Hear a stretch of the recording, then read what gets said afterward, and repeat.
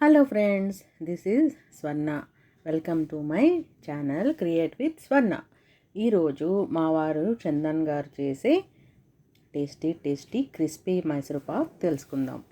ఈ రాఖీకి మీ అన్నయ్యలకి తమ్ముళ్ళకి స్పెషల్గా చేసి పెట్టండి.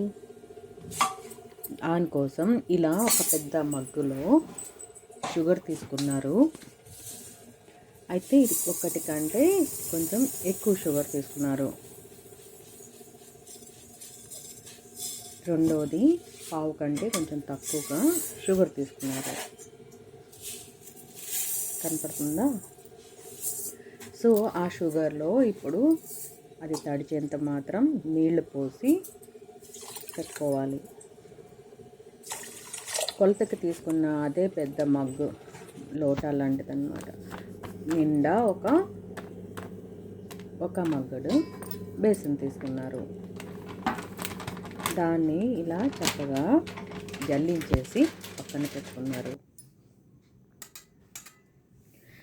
గుర్తుంచుకోండి, పిండిని జల్లించటం కంపల్సరీ. అప్పుడే మనకి మైసూర్పాక్ గుల్లగా వస్తుంది. నెయ్యి ఇలా 1/2 కిలో బాటిల్ తీసుకున్నారు. బట్ ఇంకొక హాఫ్ బాటిల్ 1/2 కేజీలో నెయ్యి పట్టింది. అది కూడా ఇలా గిన్నెలో పోసుకొని స్టవ్ మీద పెట్టుకోవాలి. పాకంది కూడా స్టవ్ వెలిగించారు. అది చక్కెర కరిగేదాకా దాన్ని కొంచెం తిప్పుతూ ఉండాలి.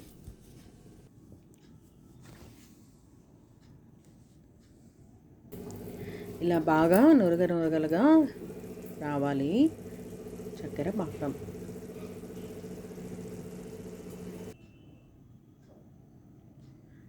మధ్య ఇలా చూసుకుంటూ ఉండాలి, పాకం వస్తుందా లేదా అనేది.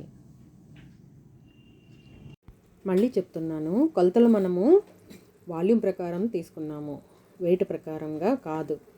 ఒకటి పిండి తీసుకుంటే ఒకటి కంటే కొంచెం ఎక్కువ షుగర్ తీసుకున్నాం, 1.5 నెయ్యి తీసుకున్నాం. ఇంకొక స్టవ్ మీద మనకి నెయ్యి కాగుతూ ఉంది.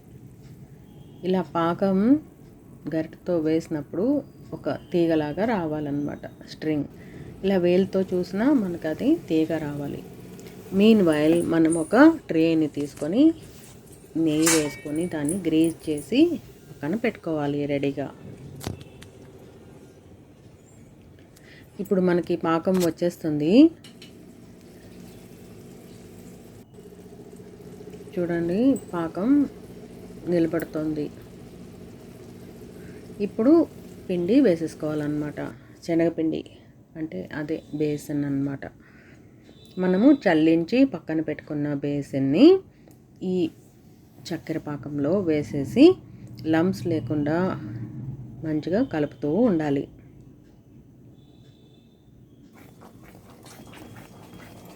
ఆ పిండి పాకం మనకి బాగా ఈ కన్సిస్టెన్సీకి కలిసిపోయినప్పుడు మనం నెయ్యి వేయటం స్టార్ట్ చేయాలి.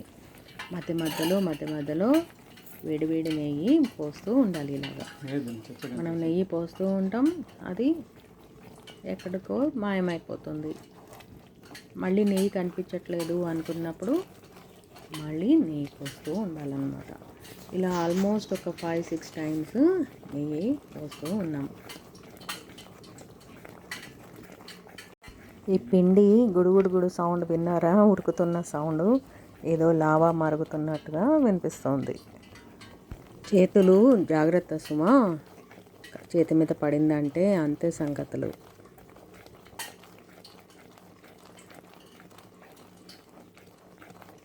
మళ్ళీ నెయ్యి పోసాం. నెయ్యి పోయటానికి నేను అసిస్ట్ చేశాను అన్నమాట ఆయనకి.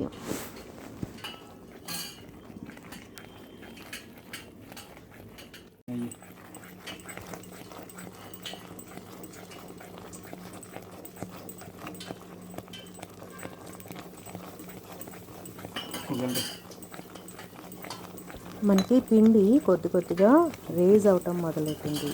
అంటే చూసారా, ఆ ప్యాన్లో కొంచెం లెవెల్ పైకి పెరుగుతూ వస్తుంది అన్నమాట.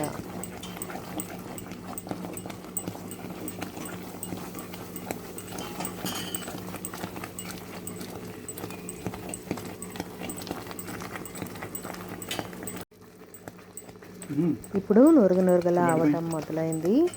ఇంకా లైట్ బ్రౌన్ కలర్ కూడా అవుతుంది. ఇలా ప్యాన్కి అంటుతున్న పిండిని గీసి తీసుకుంటూ ఉండాలి.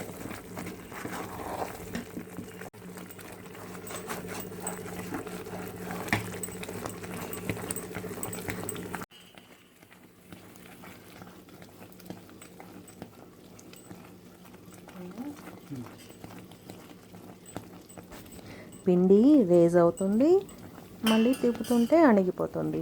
నెయ్యి కూడా కనిపించట్లేదు. ఇది మైసూర్పాక్ వస్తుందో రాదో అని మనకు అనిపిస్తుంది, బట్ ఆయనకు అనిపించదు. ఆయనకు తెలుసు ఎప్పుడు ట్రేలోకి వేయాలి అని. ఒక పక్క నెయ్యి కూడా అయిపోతుంది. నాకైతే టెన్షన్ వచ్చేసింది, ఇది అవుతుందా లేదా అని.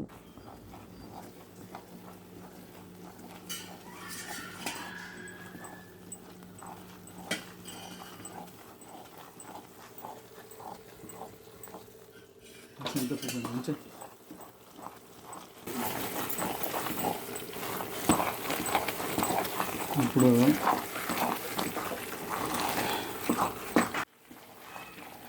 మోస్ట్ ఇంపార్టెంట్ ఇదే మూమెంట్ అనమాట. ఇక్కడే మైసూర్పాక్ గానికేసి అయిపోద్దా బాగుంటుందా అని తెలిసేది. నా ఇది ఆయిల్ అంతా వచ్చింది ఇక్కడ, ఇది రెడీగా ఉంది. ఇది right time to spore it అనమాట. దీంట్లో పోసేసుకోవాలి. ఇప్పుడు ప్యాన్కి స్టిక్ అవ్వకుండా ఎలా జారి పడిపోతుందో చూసారా.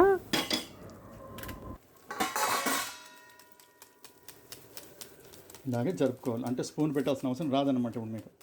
So it has come so beautifully. Mysore pak is a wonderful Mysore pak అనమాట. ఇది కట్ చేసేది ఇది ఇంకొంచెం ఆగాలి, ఎందుకంటే మెత్తగా ఉంది కాబట్టి. You wait for another 5 minutes, then you should cut it. Simple. అది చూపించు. అది కింద బ్రౌన్ కలర్ వస్తే చాలు అనమాట. అందుకనే బ్రౌన్ ఏంటంటే ఇక్కడ మైసూర్పాకు అటు ఇటు అయిపోయింది అన్నట్టు లెక్క. టోటల్గా ఒక 15-20 నిమిషాలు స్టవ్ మీద అయినా కష్టపడితే ఈ మైసూర్పాక్ ఇలాగా తయారైంది. 5 minutes తర్వాత దీన్ని ఇలాగా కట్ చేసుకోవాలి. మీకు నచ్చిన షేప్లో కట్ చేసుకోండి. గట్టిగా ఉంది కాబట్టి ఇప్పుడు తీసే కావద్దు అనమాట. కొంచెంసేపు ఆగాలి, తీసి అప్పుడు కానీ లేదంటే పగిలిపోతాయి అనమాట. చాలా చాలా సాఫ్ట్గా ఉంది మైసూర్పాక్. ఇదిగోండి, దిస్ ఈజ్ ద మైసూర్పాక్ అనమాట. It has come very neatly. So ఇదండి మా వారు చేసే మైసూర్పాక్. ఫ్యామిలీ అండ్ ఫ్రెండ్స్లో అందరూ ఫిదా అయిపోవాల్సిందే ఈ మైసూర్పాక్ తిన్నారంటే. మీరు కూడా ట్రై చేసి మీకు ఎలా కుదిరిందో కామెంట్స్లో ఫీడ్బ్యాక్ ఇవ్వండి. ఈ వీడియో మీకు నచ్చితే లైక్ చేయండి, షేర్ చేయండి. మరింత మందికి షేర్ చేసి వాళ్ళని కూడా సబ్స్క్రైబ్ చేసుకోమని చెప్పండి. నాకు నోరూరుతుంది, నేను ఒక మైసూర్పాక్ తినాలి ఫస్ట్. ఓకేనా? బాయ్.